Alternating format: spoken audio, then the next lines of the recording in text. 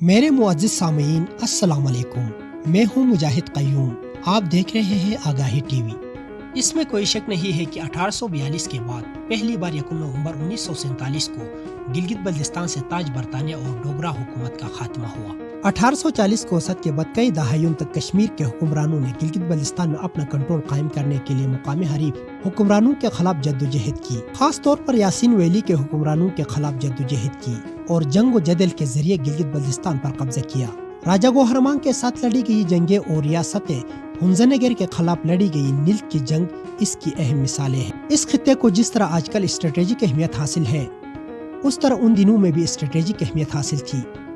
چنانچہ British India نے اس غرض سے اس کا انتظام خود سنبھال لیا تھا اور گلگت بلتستان براہ راست یا بالواسطہ تاج برطانیہ کی ایک کالونی بن گئی، جہاں تاج برطانیہ اور مہاراجہ کشمیر نے اپنا نو آبادیاتی نظام مسلط کیا، جس کے باقیات آج تک موجود ہیں۔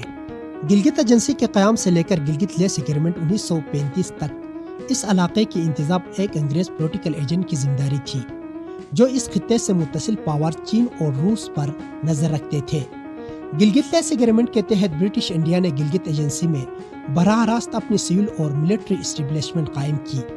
اس طرح برٹش پولیٹیکل ایجنٹ کو گلگت سکاؤٹس کے کمانڈنٹ کی اعانت حاصل تھی۔ تقسیم ہند کے منصوبے کے تحت برٹش انڈیا نے گلگت بلتستان لیس ایگریمنٹ کینسل کر دیا اور گلگت ایجنسی مہاراجہ کے حوالے کیا۔ اس طرح جب انگریز پولیٹیکل ایجنٹ رخصت ہوا تو مہاراجہ نے پہلی کرنل بلدیو سنگھ پٹھانا کو گلگت بلتستان کا گورنر مقرر کیا، پھر اس کے جگہ بریگیڈیئر گنسارا سنگھ کو گلگت بلتستان کا گورنر مقرر کر دیا۔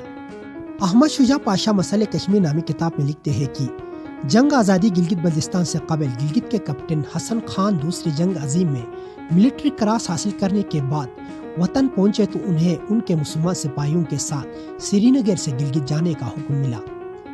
انہوں نے واپس کشمیر پہنچنے سے قبل ہی بغاوت کا منصوبہ بنایا اور جب مہاراجہ نے 27 اکتوبر 1947 کو ہندوستان کے ساتھ الحاق کے فیصلے کا اعلان کیا تو گلگت سکاؤٹس کے مقامی فوجیوں کے ساتھ مل کر کرنل حسن خان نے اس منصوبے کو عملی جامہ پہنانے میں کلیدی کردار ادا کیا۔ گلگت سکاؤٹس نے مقامی افراد کی مدد سے گورنر کے محل کو گھیرے میں لے لیا۔ گورنر گنسارا سنگھ نے اپنے 2 ملازمین کے ساتھ بڑی دلیری اور جرأت کے ساتھ مقابلہ کیا۔ بالآخر انہوں نے ہتھیار ڈال دیا، اسے حراست میں لیا گیا اور یکم نومبر 1947 کو ڈوگرا حکومت سے آزادی گلگت بلتستان کا اعلان کیا گیا۔ شاہ رئیس خان کو آزاد جمہوریہ گلگت بلتستان کا صدر مقرر کر دیا۔